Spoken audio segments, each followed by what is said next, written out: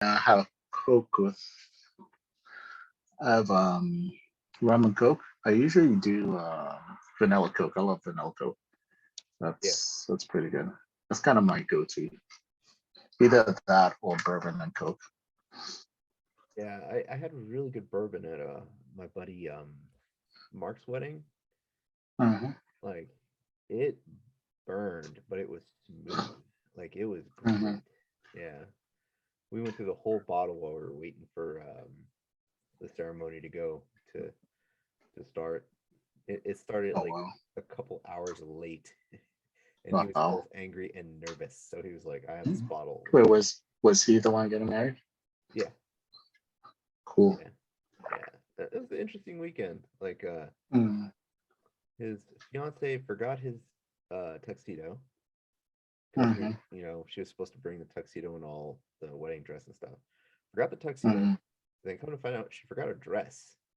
And we were about an hour and a half. The location they were getting married was an hour and a half away from where they lived. So Hmm. he had to secretly send somebody to get his tuxedo, and simultaneously through found out through the ladies that she secretly sent somebody to get her dress.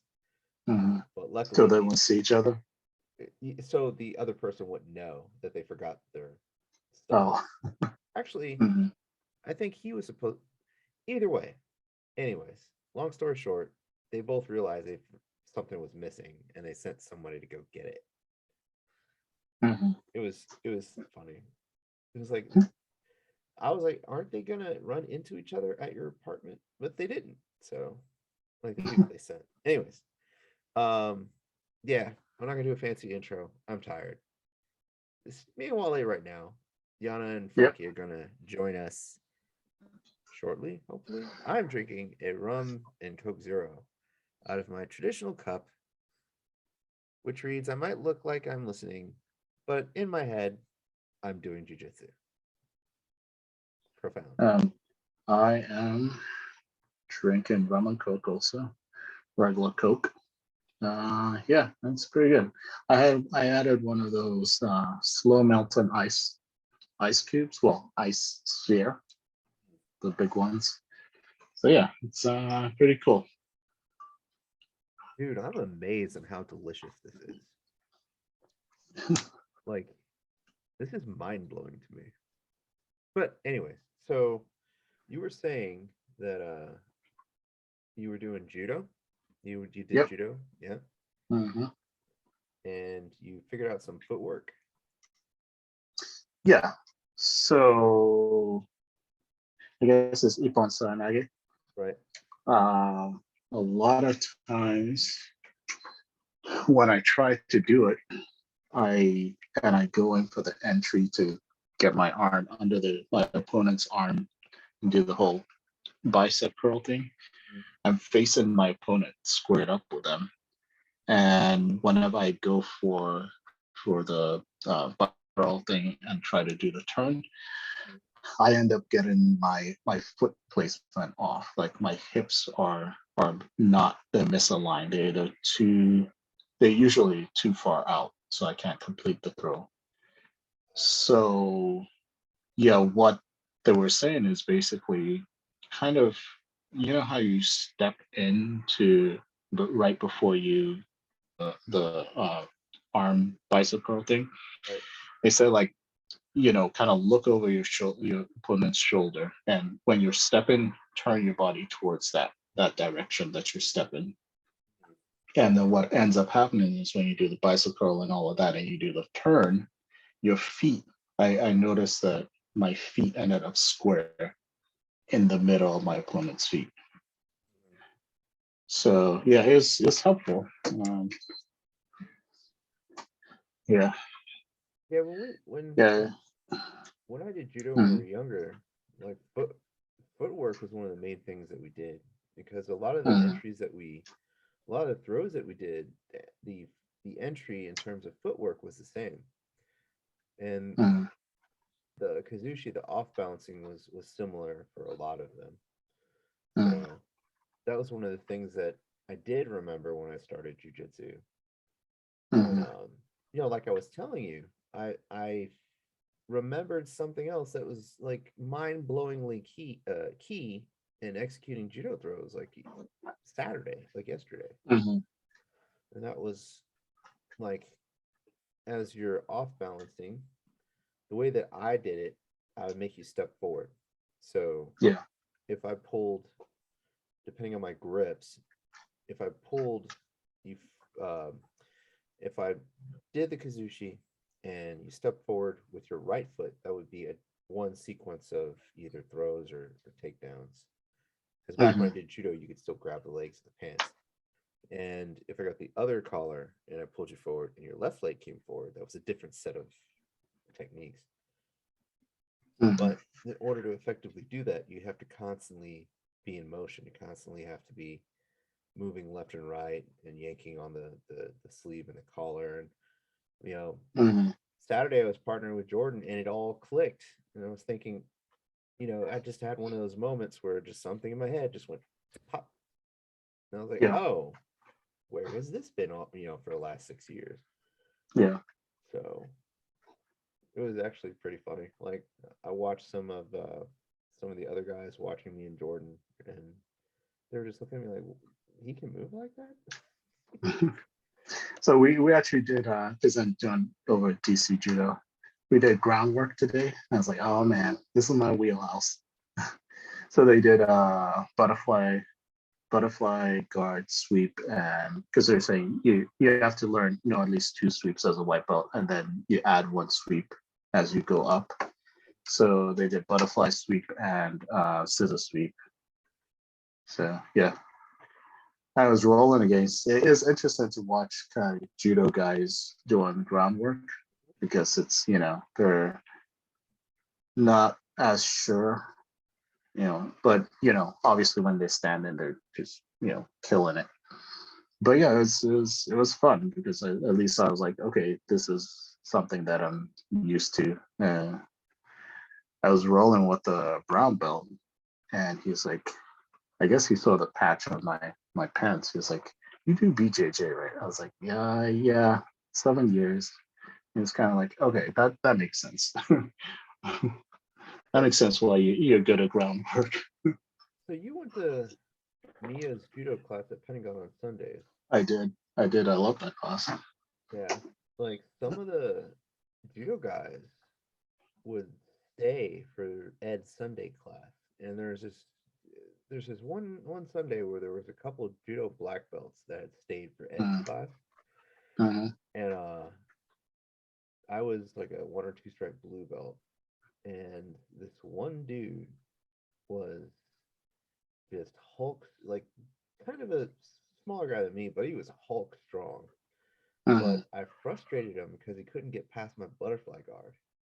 Yeah. So every time he tried to, there's like a intensity with him. Like it was what do you call it? Urgency. Like there was more of an urgency because I think in judo now you only get like 30 seconds on the ground before they stand you back up. Something like that. So there was more of an urgency for him to get past my guard, and he's like kept getting stuck and stuck and stuck. And at one point, I think he tried to grab me by the belt and the collar and pick me up. But those guys were tough, like real tough. Yeah. But yeah, I definitely, because we did like ran doors afterwards, and I definitely like needed that fast paced stuff. So going to Master Sugi, he was we did this drill where we would resist each other but throw each other 1v1, like back and forth. Yeah. It was more like a practice thing on Saturday. And he was showing you your entry options. And I've never in the 6 years I've trained with him seen him do a fireman carry entry. It's always been single leg or double leg. Like if he's grabbing your leg, it's one or the other. And he saw me with Jordan doing my fireman carries. So it's like a drop fireman carry, I guess you could call it. But when he stopped and did that demo, that mini FYI demo, he started doing fireman carry entries. Like that's my thing. That's my thing. It's not your thing. Yeah. it was funny. Like it was like a little bit of acknowledgement there, but Yeah. um, Jordan was just tossing me around like I was a child. So that Mhm. was fun. Yeah, one time he gave me some good air time that he didn't intend, and I just legit just flew. My whole big big big butt itself just went over his back like a freaking rainbow arc. Just boom. Yeah. And He's a black belt, right? yeah, Judo. yeah, yeah, Okay. yeah. He's And a good at. black belt. Is he a brown belt BJJ or a black belt? He's a brown belt in BJJ. Okay. Yeah. Yeah, I also the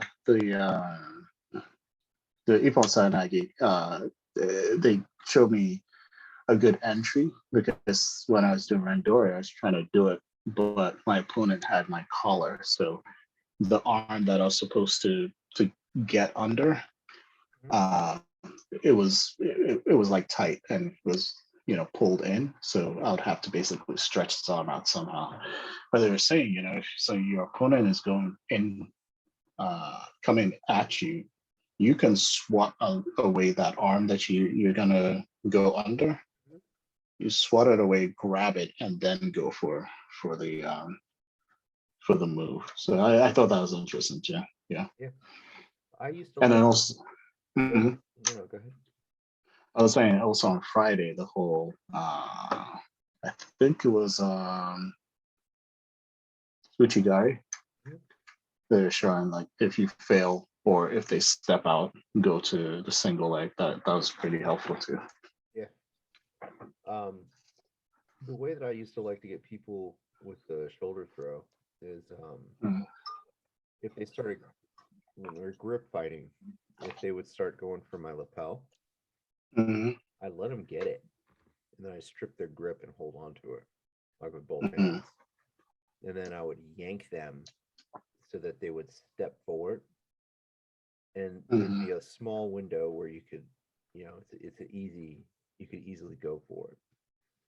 Yeah. So I'm all Yeah. or arm drags. I just wish I'm all about the arm yeah. drags now. I just wish I could do it more than once a week. It's, Yeah, hey, it's funny because it's like, a lot of times people say, oh, I don't want to do judo, I don't like getting thrown, but it's satisfying tossing people around. it is. Yeah, Yeah. and I did it for what 93 to 2002 when I was Mm. a teenager slash young man. So getting thrown on the mat is normal for me. You know, I did it so much that yeah, even Master Mia when he throws me, I'm just kind of like, okay, looks like I can get up now. Let's do it again. You know, Yeah. so that was fun. Um, I do like doing judo with Jordan when he's being polite because he throws you politely. He lets you get techniques on him. He talks Mhm. a little trash. It's great. So how what other training did you get into this week? I was just that. Yeah, I had a busy work week, so I just did Friday for Sugi's thing, and then today. Yeah, but yeah, hopefully next week it's a little less busy for me, so I'm hoping to hit open mats and get some instructional stuff. That way, so Think about going to open that at Dollars on Friday. mm, So if you could get out to Woodbridge. Friday. Actually, let's see. Because I'm alternating my Fridays. Thursday. It's no big deal. Yeah, I mean, I could probably do Friday. Okay. Make a trip out of it. So yeah, how was that competition class Friday though? Because I only saw like the last maybe It like was good. 5 minutes of it. I mean, it was good. I mean, I think there were a lot more people there because of Sugi's going away. Mhm. So there wasn't as much space, and I think they focused a bit more on just doing techniques. Mhm. But we got in a good like 3 or 4 rounds at the end. It's a pretty good workout. It wasn't like Sugi's competition classes back in the day. That yeah, it was a good workout. It wasn't torture. Good. I think Sugi and Levi's competition classes were Yeah, pretty intense. Yeah. yeah, yeah. Levi's an intense dude. Yeah.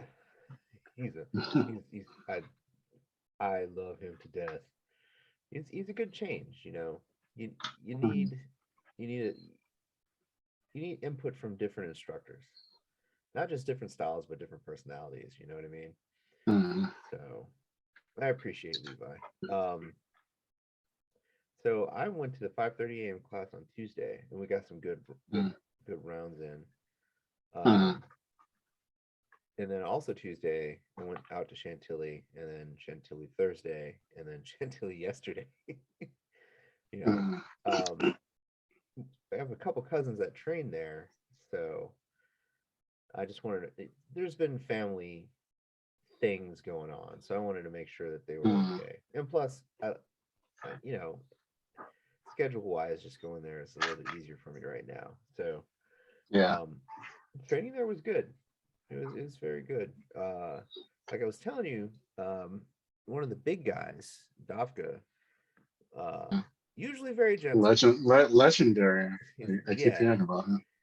yeah, squished me. But we had a couple rounds where I was holding him off with I call it my big guy open guard, Mhm, and he just couldn't pass it, couldn't pass it. But the problem is, um, most of with that guard, most of their weight is being supported by your legs because I mhm. push on their hip with one leg and then I push on their shoulder with the other. But I have both of their So like sleeves. is it like a spider guard? It's kind of like a spider guard, but instead of putting your feet Uh, under their biceps, you put One on the bicep, one one on the in hip. the hip and one on the shoulder for Oh, okay, more. I see. It's to keep them away mostly. But then Mhm. you Yeah, have yeah, both of their arms by the yeah. sleeves, and that way you can get control of like their hands. Like if they're trying to get particular grips to pass your guard, you can just mitigate them. But the only Yeah. problem is he's so big that he's like super difficult to sweep. Mhm, So I can get sweeps on him, but it's usually after I wait for him to make a mistake. mhm. So, but once somebody that big gets on top of you, it's like super difficult. It's crushing. Like his literal weight crushes you. And like I was Mhm. telling you, like there was a point where my forearms burnt out and I let his sleeves go and he started passing my guard and I turtled and his weight like came on my back and it was like, oh Jesus Christ. But it was good chiropractic. He fixed something back Mhm. there. And you complain about me, man. Dude, you're heavy now. I'm a mere You know, 220.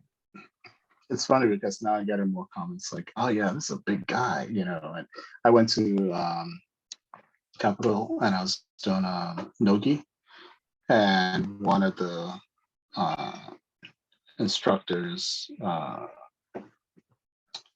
one of the instructors was like saying, "Oh yeah, when he was showing something with me, and he's like, yeah, you can't do this move on big guys." I was like, I'm not that big.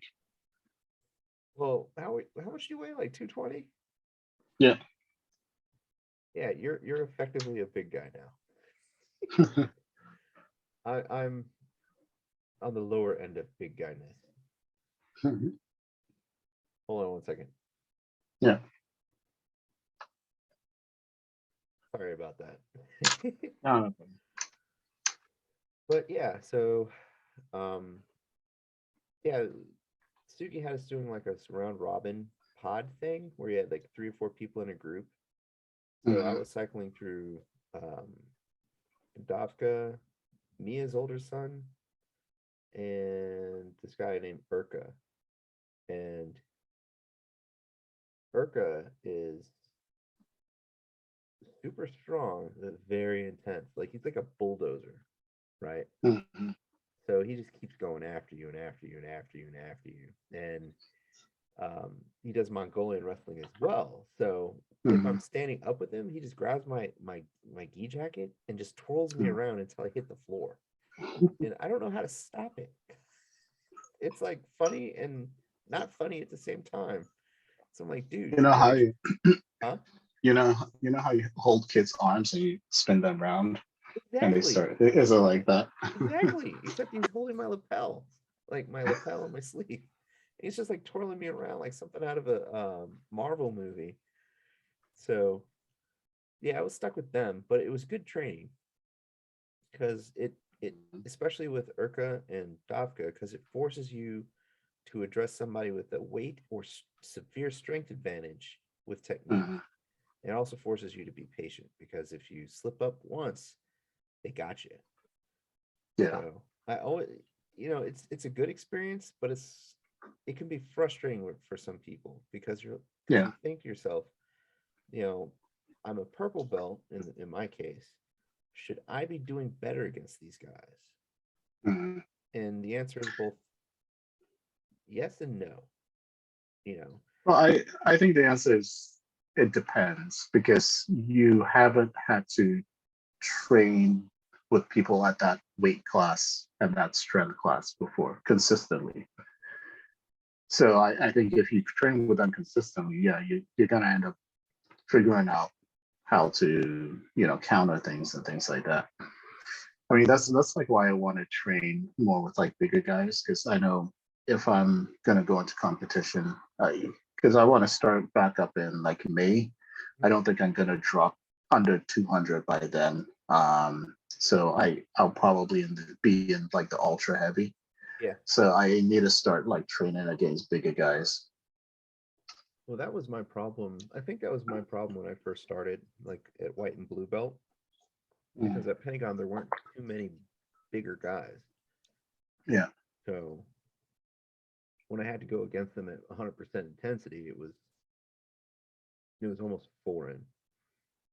Mhm. So, but now that's not a problem. I have options. So, all right. So on to one of the main topics I wanted to talk about. Yep. So I was thinking about this, and the gym that I did judo at, it was literally a old arcade in a what do you call it?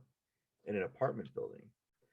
Mhm. You our instructor said, told the apartment management, "Hey, I'd like to teach some martial arts classes. Do you have any space?" And they told him, "You can use the old arcade building, our old arcade room, but you have to clean everything out."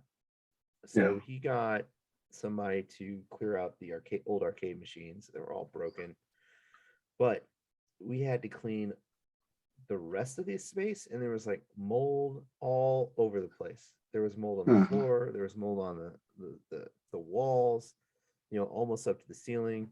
It took us, and I'm talking about two adults and probably about 10 teenagers, about 13, 14 years old. It took us a couple weeks to completely clean the place out so it was like habitable. And we had secondhand, third hand used wrestling mats, and it was like a no bare bones setup. Mhm. And that gym, that space did wonders for a lot of people. I mean, as Mhm. we became adults, we found out some stuff that put a little bit of a dark light on the whole operation. But at the Mhm. time, for what it was an amazing experience, and a lot of people did get some good skill out of it. Now, with Mhm. that being said, I was wondering what makes a good gym. You know, is Mhm. it the teachers? Is it the student body? Is it the Mhm. facility itself? Is it a combination of everything? What do you think, Wale? Yeah, that's kind of hard. I think it's a combination of things. But I think ultimately it's the your attitude towards the gym and also the instructor's attitude towards the students. Um, but that being said, like, you could have the best instructor and you're training on crappy mats and it's just not It's just not comfortable. But I think ultimately the instructor makes the program what it is, you know. Yeah, I remember seeing Yeah. some. I remember seeing. Yeah, I remember seeing videos of like the poor places in Brazil, Mhm. like some places in Africa, and they're doing BJJ on like dirt floors. Yeah. Well, I think it's, you know, we've come to expect, especially in the States, we've come to expect a certain level that a facility has to be for you to train. Right. Check out I think it's Daisy BJJ. It's like a documentary about these folks who they're out in the middle of Midwest and they took over a laundromat, turned it into a BJJ school, and it's just like a crappy facility. You know, it's freezing during the winter and it's boiling hot during the summer. You know, they have like really crappy mats and all of that, but you know, they produce some really good BJJ practitioners. So I don't know. Yeah, I mean, I think we've come to expect a certain level of luxury, especially if you're paying good money for it. We've come to expect a certain level of luxury because, you know, back in the day, they used to do judo on, you know, on paper thin mats and throwing people onto hard dirt floors. That was just the standard. But the standards have changed. So, yeah. I think that could get a little. Do you think the appearance of like an excellent facility could initially mask poor instruction for some people? Definitely. Yeah, I think so. Yeah, I think uh, you can the look of the facility can definitely gloss over drama and, you know, instructor drama, that sort of thing. So it's kind of hard to figure it out, you know. I think if someone is going into it, you need to go for a solid few weeks and kind of really watch the instructors, watch the, you know, watch the people at the facility, watch the students, and see if everything vibes with you. Right.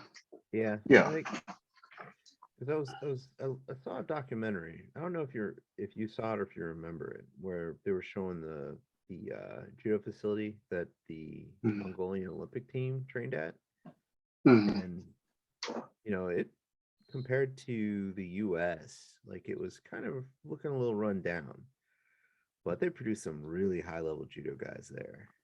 Yeah. Yeah, the reason why I was thinking of this was I was scrolling through Reddit and just observing some conversations that were on there and like some forums on Facebook where people were um like trashing gyms that they had been to Mhm. because the mats looked old. Mhm. The front door looked a little rough. They didn't Yeah. have dedicated locker rooms. But nope, none Mhm. of these people ever once mentioned the quality of the instructor that was there.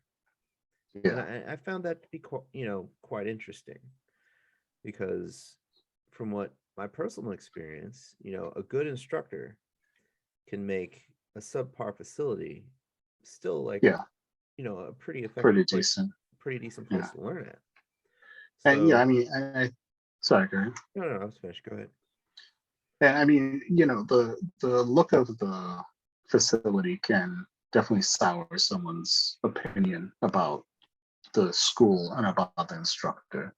You know, it's kind of like when you're dating someone. You know, do you go for the looks or do you go for the quality? You know, so or both. Go there, didn't you? But yeah, I did. But yeah, I think, you know, it's, well, I would never go like before and start trashing another gym, even if I thought it was like completely shitty. It's Mm. just, you know, I just know that place is not for me. Yeah, maybe for someone else, but that place is not for me. But the jiu-jitsu community is so small that, the word gets around and, who knows, get blacklisted or whatever. Right. That's kind of like the reason why I have one of my rules for this podcast is if you're gonna talk trash about someone or some place, don't use a name. Yeah. I've got like 4 interviews that I did where I'm not gonna bother using or editing because people were talking trash about specific people. Like, Yeah. dude, like that's one of the first things I told you not to do. The first rule of BJJ booze. Don't talk trash about anybody by name. Yeah. Like, do it when the recording is off. Yeah, do it when it's off. If you're gonna talk trash on air, make sure you don't name anyone. But no, like, yeah, it's just the word will definitely get back. There's no hiding. Yeah. Even talking about a Gracie Barra, if you know where the person talking the trash is, low key, you can figure out which Gracie Barra it is. It's like, oh yeah, yeah. So, but yeah, that's something that I think that's something that I find just to be a little, just because of where I learned judo and who I learned it with. Yeah. That's just something that I always found a little interesting. It's like, what just maybe people are a little bit too, expect too much, I think. Yeah. No matter how much merchandise you have with your logo on it, no matter how much no matter how pretty your facility looks, if the quality instruction isn't there, it's not really going to do much. Yeah. I mean, like if Sugi's gym was a hole in the wall, I will still go, and it's just like whoever doesn't want to go because it looks like a hole in the wall, that's their loss, because the instruction I know is top quality. Right. Yeah. That was something else though, because I did hear like the mats that are at Sugi's place, like they're taped together, and that's to make sure people's feet don't get caught between them and people's toes don't break.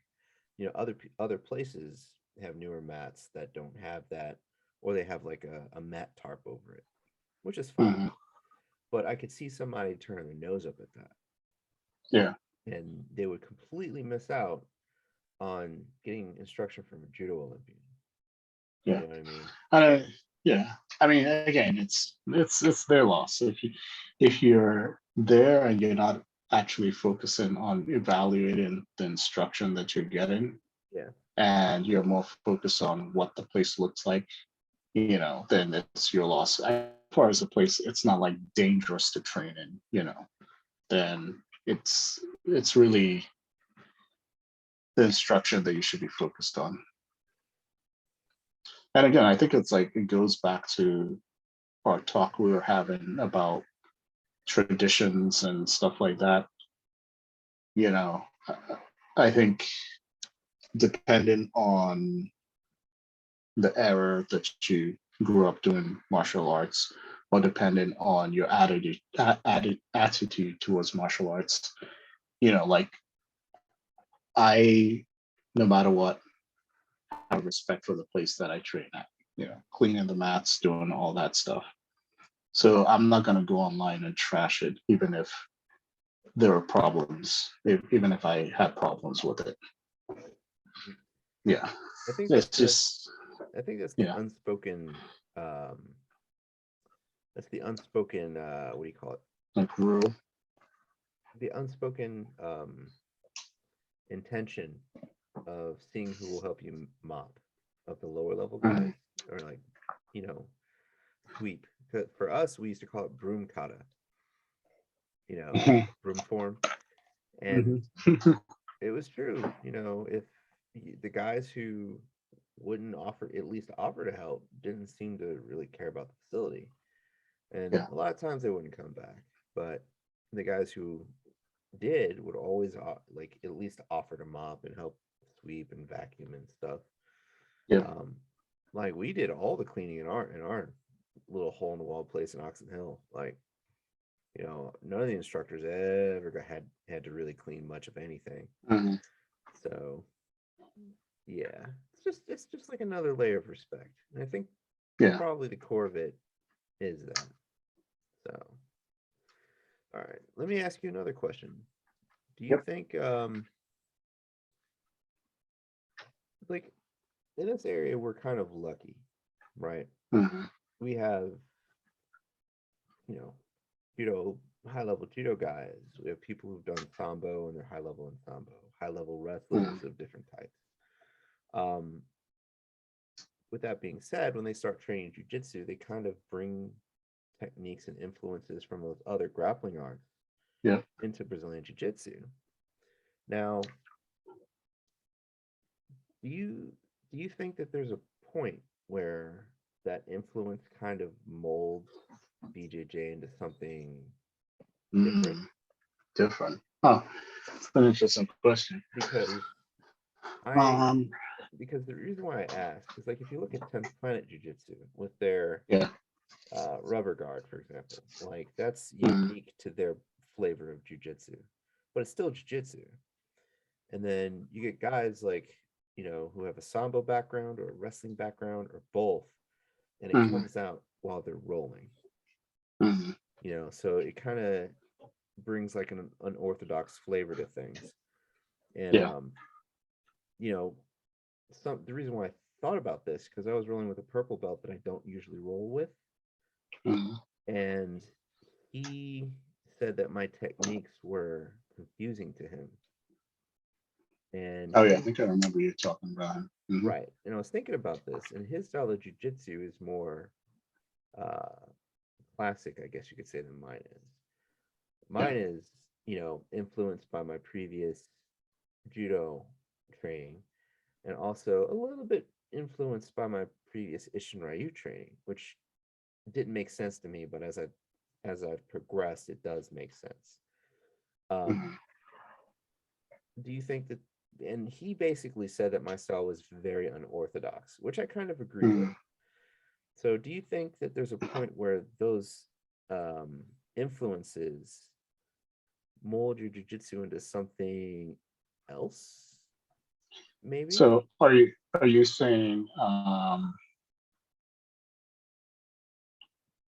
are you saying does it mold you as an individual or does it mold the martial art as a whole?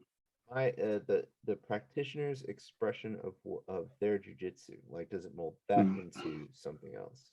Yeah. I mean, I think it actually does both. So I think, for example, when you start cross training, you start seeing the connections between the different martial arts and wrestling and all that stuff. And you start mixing and matching. So you use things from different martial arts that you've learned to either compensate for things in BJJ or to overcome certain situations or problems that you might find yourself in. Right.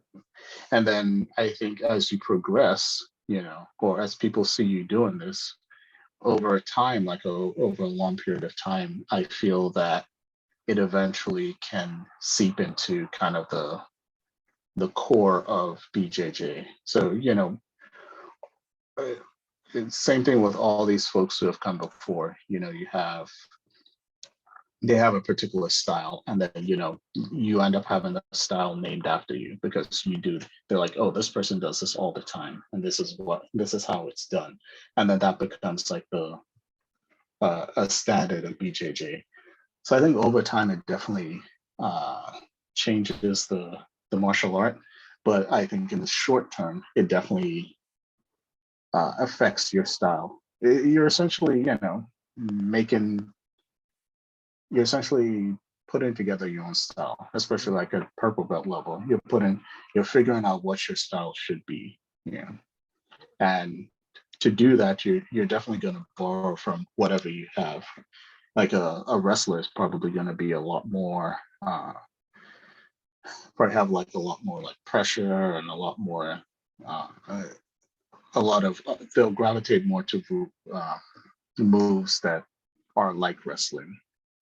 And same thing for, a different sport, like a judo practitioner is going to gravitate to things that they feel more comfortable with. Yeah, that's why I like rolling with Jordan, because he's got a Mm, jiu-jitsu, judo, wrestling background.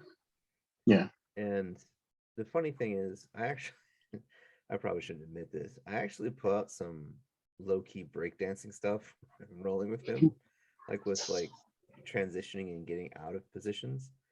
Yeah. And it's I get a kick out of it, but I like mean, hey, that's something, you might as well add it in. yeah, yeah. I mean, it's not big movements. It's just like little movements, and Mm, it helps. Like for example, if there's a mount escape I do where I underhook your leg and I mhm, launch you over my head. But there's also a transition we used to do when in breakdancing where we would pop up to our knees from like a mhm. flare or something. And I, I thought about it on Saturday and I was like, this would be working. Oh my God. And I did it and it worked. And now I'm up on my knees and I can got him in a single leg, almost like Uh, almost.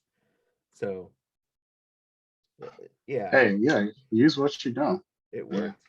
So and like belly spinning, like if some of my turtles and I want to transition from one side of their turtle to the other, I just belly spin on their back.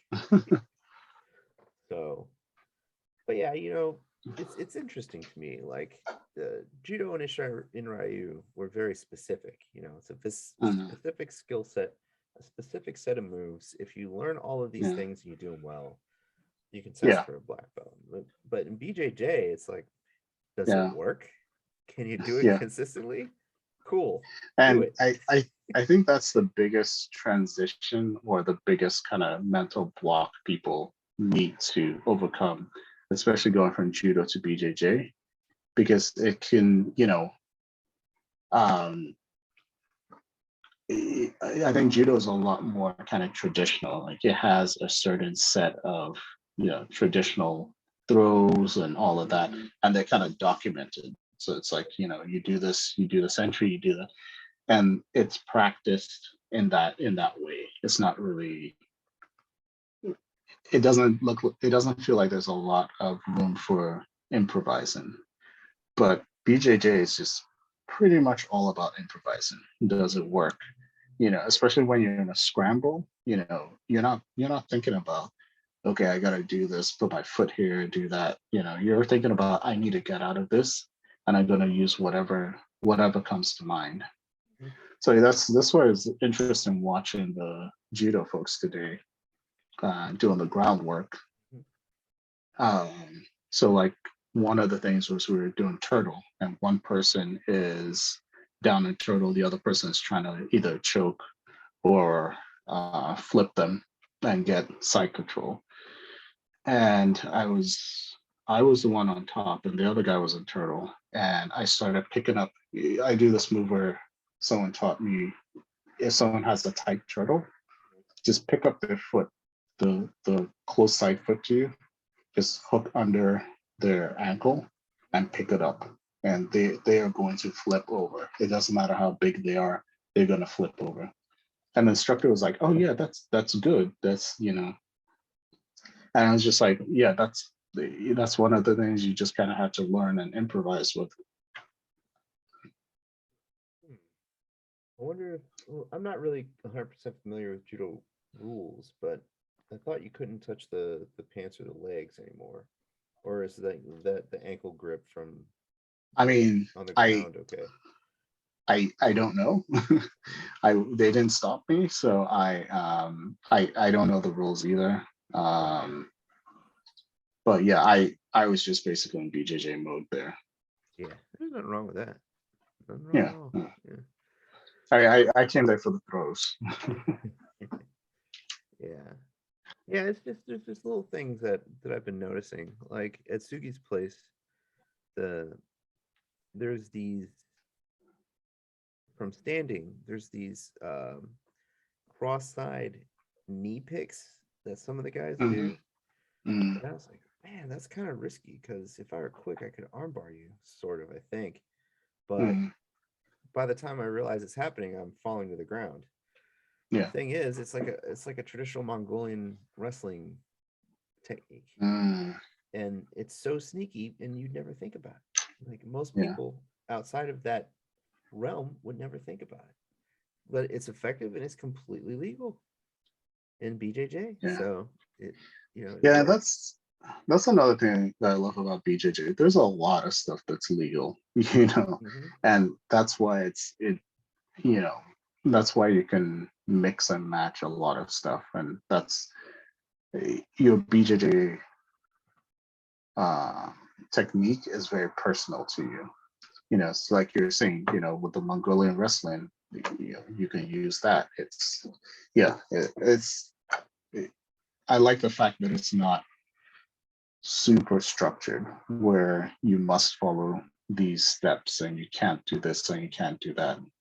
I think pretty much the main thing you can't do is, have your inside grips with your fingers and that's a safety issue. Yeah, I Yeah. honestly, on that note, I made the mistake of doing that when I was a white Yeah. belt, and Hmm. this some new guy saw once, never came back. He It's like fun. rolled, Yeah. and it was his Oof. pants, and I had the inside grip, and he rolled. And I my fingers, I swear to God, were pretty close to breaking at least one. Yeah. Hmm. I was like, well, never doing that again. Yeah, today the instructor thought when I was doing randori, he thought that I had the inside grip, and he's like, "Wait, stop!" I was like, "What's going on?" Hmm. And he looked. He's like, "Oh, okay, that's fine. I thought you had the inside grip." I was thinking to myself, I'm a white belt in judo, not in like martial arts or BJJ. Hmm. Yeah. Yeah, like you, just time on the mat. You have 2 years more than um, I think most judo black belts, because I think it takes about 5 years, 5 6 years to get a black belt in judo. Oh, really? Maybe less. Yeah, maybe 3 to 5 years, something like that. I mean, Mm-hmm. again, 30 30 years ago, 29 years ago, I'm pretty sure it was like 3 to 5 years, Mm-hmm. but I don't know about now. Yeah, I love judo. I hope I will at some point get a black belt in judo. Just need to keep going. That would be a good little thing on your resume. Yeah. Black belt in jiu-jitsu, black belt in judo. Go Yeah. to job interviews and like, I can throw all of you. All of you will be crushed. Give me the job now. So, I had to share my screen, and I Mm-hmm. had a picture of me and Theo and Lars uh, in our gis as my screensaver, Mm-hmm. and all of like a number of my coworkers were like, "Oh, you do karate?" And I was like, no, I do Brazilian No. jiu-jitsu and judo." And they're like, "Oh, so you do MMA?" I'm like, No. "No." It's I kind of do. like, oh, you went from here to here. You got to go in the middle. Yeah. So that was pretty funny. Mm-hmm. Yeah, but I mean, to their credit, Lars was wearing a karate gi in the picture. Mm-hmm. Let me backtrack. He was wearing a little blue karate gi. So Well, when most people know the difference between the geese. no, Yeah. but I'm not, on uh, some offhand chance that one of them did, Yeah. I give him some credit. So Yeah, I know. I can tell the difference between like a BJJ gi and a judo gi, but besides that, I don't. Well, and probably a karate gi because I think karate gis don't they have like wider sleeves their or? karate gis are thinner, like thinner Mm, material. So they rip. We had a guy when I did judo who came in with a karate gi instead of a judo gi, mm, and it after about a month, it's the seams on his sleeve started coming off just mm, from like the grabbing and pulling and stuff. yeah, But I need bigger judo pants.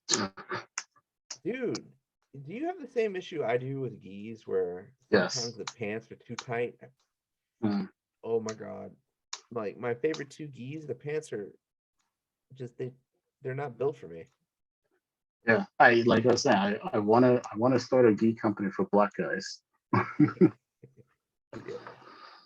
Uh, on that note, I told some folks recently my family's background, and they were Hmm. like, "Really? You you Hmm. don't you don't look like a black guy. Am I supposed to look like You're too Wole? Like, what are you talking about? you're too light. What's wrong? You look like you're from India." I'm like, I can see that. okay, yeah, I wasn't too mad about that. I was like, And you're in tech too. huh? And Yeah, you're in tech too. yeah, yeah. Like one of my coworkers was like, "Are you from Bangladesh?" It's like, "No, I'm a biracial black dude." And they're like, "Oh, really?" Yes, really. But yeah, that's all. Um, so are you game for the 11th for our get together at Dallas? Yes. What time? What time is it? 7:30. 7:30. That's a Friday, right? Yeah. Okay. 11th. I'll have to put that in my calendar. Mhm. So not this weekend, next weekend. Cool. Are you good for I that? need to. Yeah. Good, because I'm gonna con Jordan into giving us like a little mini judo seminar. We're gonna That'll be have awesome. we're gonna have plenty of space. So, like the last, that open mat can have 8 people. Mhm. It can have more, but a lot the times that we've Yeah, been, I've seen the space. It's pretty decent. yeah, it's pretty big. So Oh, last time I went for Grindhouse, and there's the guy that I forget his name. I think it's CJ. Remember when we were doing competition class Levi, with Levi? There's yeah, this guy. There's the bigger guy. yeah, CJ, He was really good. Yeah, CJ. He was yeah, there. Yeah, yeah. He gave me a like when we were doing competition classes. He gave me a rough time, man. His arm drags were mhm, just they're like two moves he did real well. He did like arm drags and then like the suicide. Uh, suicide throws. yeah, yeah, Yeah, he did that really well. He just got me every time. I So, saw him at Dominion's once a month event, Cosmic Rolling. yeah. And I was sitting there thinking to myself, because you can't, with the black lights, you can't see the color of everyone's belt. So I was Hmm. sitting there, I was thinking, man, that is a big black belt. So probably had a, because, I looked at some of the people I knew who were black belts, and the color of their gi was similar to what he had on, but he just had it on a super dark blue belt. So he got closer and closer and closer. I was like, man, that guy looks like CJ. And then he sat down next to me. He's like, hey, Tom. I'm like, CJ, it is you. I was like, I thought you were a black belt. He said something I can't remember, but I remember laughing at it. And we rolled, and geez, like he was being polite. I could tell he Yeah, was being polite. Like if he wanted to, he could just murder me. But he's good. See, that's the kind of size of guy that I need to roll against. I decided like I'm going to start training as if I'm the smallest guy. Yeah, best thing to do, because when you're the smallest guy in the room, you have to work. yeah. Yeah, I like some of my cousins who wanted to train. They were like, "So, what instructors do we look for?" I go, first of all, there's a guy named Sugi. Go with him. Mm, But if you want yeah. to look around, look for the smallest instructor you can find. Because if they have Mm, a black belt in BJJ, it means they're the smallest guy in the room, and they had to have skill. yeah, Yeah. sure. So, or big guys, bigger they are, the more I feel like the more leeway they get.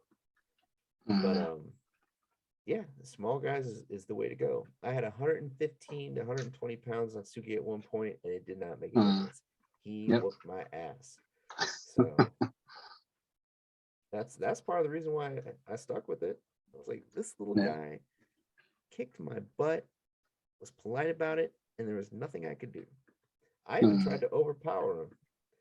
Did not work. He just goes, "You're using too much strength," and then he choked me. It was great. And then he laughed. Yeah, he has this little Sugi giggle. Mhm. So it sucks that he's not at Pentagon anymore. Yeah, it does. That's But we'll talk about that later. Um, yeah, that's actually all I have to talk about right now. Like, was there a topic you wanted to talk about, Wale? no, I mean, I think it was good. I think I actually wanted to talk about judo stuff today, and just because I'm starting back up judo once a week now, so that was good. It was a good talk at the start with all the judo stuff. Okay, good. Take a look at a Korean Seonagi. Look at the way that Yeah, they execute it. Oh wait, you sent that video. yeah, I sent that video. Yeah, Mm, my instructor used to do that to us, but wouldn't tell us how to do it. yeah, But he did it so you mean, fast, like we couldn't see his grips or his hand placement. you mean So the break your wrist ceremony? yeah, the break your wrist Seonagi. So all right, Wale, we're gonna call it early night. All right. Thanks for coming on. This was good. Yeah, this is fun. I like our one-on-one conversations. Yeah, I was hoping Yana and Frankie would join, but I think they got hemmed up. So yeah, probably. next Maybe week, next week. yeah, next week I think after open mat, we have plenty to talk about. So Okay, cool. alrighty, I will talk to you later, sir. And All right. make sure you come Friday because I'll get Jordan to come too, so he can pass out. Yes. Okay. See you later. All right. Bye. See ya.